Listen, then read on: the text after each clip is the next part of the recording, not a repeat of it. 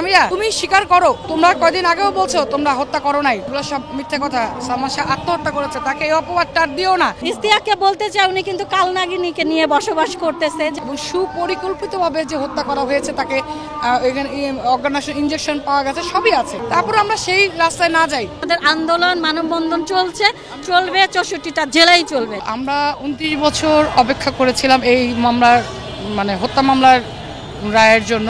আলহামদুলিল্লাহ প্রথমে সৃষ্টিকর্তার কাছে আমরা কৃতজ্ঞতা স্বীকার করছি এবং শুকরিয়া আদায় করতেছি যে ওনার হুকুম ছাড়া আসলে কিছুই হয় না, এটা আমরা বুঝতে পারলাম। কারণ এখানে আপনার সিআইডি, ডিবি, তারপর আপনার পিবিআই, অনেকের কাছে তো এই মামলাটা হাত বদল হয়েছে, কিন্তু কেউই কিন্তু আমাদেরকে মানে সঠিক কোনো ইয়ে দেয় না, সবসময় অপমৃত্যুই দিয়েছে। তো আল্লাহ রহমতে আমরা হত্যা মামলার অফিসিয়ালি রায়টা পেয়ে গেছি। তো আমরা আসলে আমাদের দাবি একটাই, এখন তো আর আমাদের রাজপথে মানে আন্দোলন করা কিংবা মিছিল করার কোনো প্রয়োজন নাই। যেটা একসময় আমরা করছি সেটা ফল আল্লাহ আমাদেরকে দিয়েছেন। এখন আমাদের দাবি হচ্ছে অনতিবিলম্বে আসামিদের গ্রেফতার করা হোক। 20 তারিখে রায় হয়েছে, আজকে প্রায় 1 তারিখ, তো 11 দিন অতিবাহিত হয়ে গেছে, এখনও কেন আসামিদেরকে গ্রেফতার করা হচ্ছে না? এবং আমরা এটাও জানতে পারছি যে 1 নম্বর আসামি যে সামিরা, সে আগাম জামিন নেওয়ার চেষ্টা করছে। আমরা আইনের প্রতি শ্রদ্ধাশীল, আইনের উপর শ্রদ্ধা রেখেই বলছি যে আমরা জানি না সে আসলে জামিন পাবেন কি পাবেন না, সেটা আমরা জানি না। তবে যেটাই হোক সেটার বিরুদ্ধে অবশ্যই আমাদের একটা কার্যক্রম থাকবে। তো আমরা অবশ্যই চাইবো না যে সে একটা আগাম জামিন পাক। আর এটা হত্যা মামলা, এটা মানে এটা কোনো মামুলি মামলা না, এটা মানে কোনো সাধারণ মামলা না। এটা কার মামলা? সালমান শাহের মামলা, 29 বছর ধরে চলছে। আর এটা তো সুপরিকল্পিত হত্যা মামলা, এটা আমরা সবাই জানি, আপনারাও জানেন। তো আমরা মিডিয়ার মাধ্যমে বিশেষ আমি সালমান শাহ পরিবারের পক্ষ থেকে আমাদের ভক্তদের পক্ষ থেকে বলতে চাই যে অনতিবিলম্বে আসামিদের গ্রেফতার করা হোক এবং আমাদের 5টা দাবি আছে, দাবিটাও বলবে। আচ্ছা, আমাদের প্রথম দাবি হচ্ছে 5টার মধ্যে পিবিআই প্রতিবেদনে যে 5টি কারণ উল্লেখ করা হয়েছিল তা পুনরায় খতিয়ে দেখতে হবে। র্যাবের তদন্ত স্থগিত করে কেন পিবিআরকে তদন্তের দায়িত্ব দেওয়া হয়েছিল। তারপরে হচ্ছে পিবিআরের পক্ষপাতিত্বমূলক প্রতিবেদনে যে অসঙ্গতিগুলো ছিল তা পুনরায়ভাবে অনুসন্ধান করতে হবে। 2 নম্বর, মামলায় অভিযুক্ত আসামিদের অবিলম্বে গ্রেপ্তার করতে হবে। আসামিদের আত্মগোপন বা পলায়ন প্রমাণ করে তারা অপরাধী, নিরাপদ কোনো ব্যক্তি পালিয়ে থাকে না।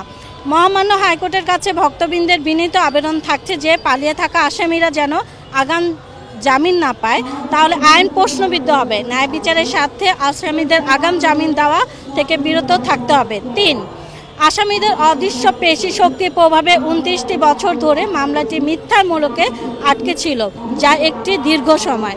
তাই ন্যায় বিচার প্রতিষ্ঠা আর বিলম্ব না হয়, এর জন্য দেশের চলমান আইনের নিয়মানুসারে হত্যা মামলাটির দ্রুত বিচার ট্রাইব্যুনালের বিচার প্রক্রিয়া ব্যবস্থা গ্রহণ করতে হবে। 4, বাংলাদেশ সরকারের কাছে সালমান শাহ ভক্তবৃন্দের আবেদন, বিদেশে পালিয়ে থাকা আসামিদের ইন্টারপোলের সহায়তায় খুঁজে বের করে গ্রেপ্তার করে দেশে এনে হত্যার মামলাটির বিচার কার্য অতি দ্রুত সম্পূর্ণ করে সব শ্রেণীর পেশার মানুষের প্রাণের দাবিকে প্রতিষ্ঠিত করতে হবে। এবং আমাদের সর্বশেষ যে দাবি, ডিবিআর ও সিআইডি থেকে আত্মহত্যার কথা উল্লেখ করে কেন ভুল রিপোর্ট দেওয়া হয়েছিল সেটারও সুষ্ঠু তদন্তের ভিত্তি বিচারের দাবি জানাচ্ছি। সালমান শাহ ভক্ত পরিবার এবং সালমান শাহ ভক্ত ঐক্য জোটের পক্ষ থেকে, সারা বাংলাদেশের পক্ষ থেকে সালমান শাহর ভক্তবৃন্দ।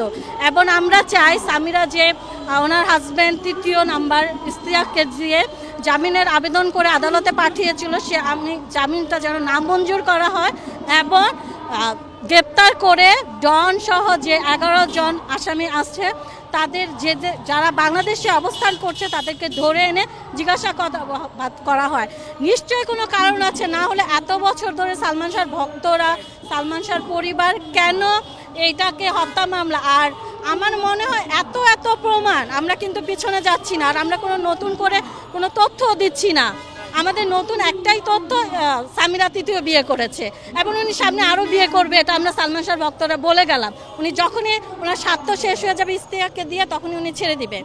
এবং ইশতিয়াককে বলতে চাই উনি কিন্তু কালনাগিনীকে নিয়ে বসবাস করতেছে। যাই হোক, এটা সময়ই কথা বলবে। আমরা সালমান শাহ ভাইয়ের হত্যার বিচার চাচ্ছি, ন্যায় বিচার। আর আমাদের রিপোর্টগুলো কিন্তু আমরা যতবার প্রতিবেদন দিচ্ছি একই দিচ্ছি, আমরা নতুন কোনো তথ্য দিচ্ছি না, এগুলো আমাদের সব পুরানো। এত বছর এত প্রমাণ কেন? প্রশাসনের কি হাত এতই বড়? খুনিদের হাত কি এতই বড় যে বারবার তারা পার পেয়ে যাচ্ছে। ইনশাল্লাহ আমরা আল্লাহ তাআলার উপর বিশ্বাসী। আল্লাহ তাআলা এবার যেহেতু আমাদের 29 বছর পরে আত্মহত্যার মামলাকে হত্যার মামলায় রূপ দিয়েছে, ইনশাল্লাহ আমরা এবার বিচার পাবো, কারণ আমরা আল্লাহ তাআলার বিশ্বাসী। আল্লাহ আমাদের সহায়ক সবার। সালমান শাহ ভক্ত ঐক্য জোটের পক্ষ থেকে সবাইকে ধন্যবাদ, এবং আমাদের আন্দোলন মানববন্ধন চলবে 64টা জেলায় চলবে। ধন্যবাদ ভাইয়া। আমি একটা কথা দিয়ে শেষ করতে চাচ্ছি। আপনারা হয়তো বা জানেন আমাদের শ্রদ্ধেয় মা নীলা চৌধুরী, আসলে মা তো মার কান্না কখনো বিফলে যায় না, এটা আমরা, আমি একজন মা, তো আমাদের মা কিন্তু সবসময় বলতেন, এবং আপনারা এটাও জানেন সে কোরবানির মাংস কখনো খায় না। ওই যে ধরে বেঁধে যে গরুটাকে জবাই দেওয়া হয়, যে আমার ছেলেটাকে এইভাবে ধরে বেঁধে মারা হয়েছে, এটা সে মনে করে, এবং যখন মনে করে তখন সে আর কোরবানির মাংস খেতে পারেন না। উনি একটা কথা বলছেন লন্ডন থেকে, যে আমাদের কাছে প্রমাণ আছে, আমরা দিতে পারবো, আমরাই দিতে পারবো, সালমান শাহ পরিবার তো দিবে, এবং আমাদের মানে আইনে মানে আমাদের লয়ারের কাছে আছে যে এটা হত্যা মামলা, এবং সুপরিকল্পিতভাবে যে হত্যা করা হয়েছে, তাকে এখানে অর্গানাইজেশন ইনজেকশন পাওয়া গেছে, সবই আছে। তারপর আমরা সেই রাস্তায় না যাই। আপনাদের মাধ্যমে সামিয়াকে বলতে চাই, সামিয়া তুমি স্বীকার করো, তোমরা কয়দিন আগেও বলছো তোমরা হত্যা করো নাই, এগুলো সব মিথ্যে কথা। সালমান শাহ আত্মহত্যা করেছে, তাকে এই অপবাদটা দিও না, তাকে বারবার হত্যা তোমরা করো না। তোমরা স্বীকার করো যে তোমরা কিভাবে হত্যা করছো। আমাদের মা এতটাই বড়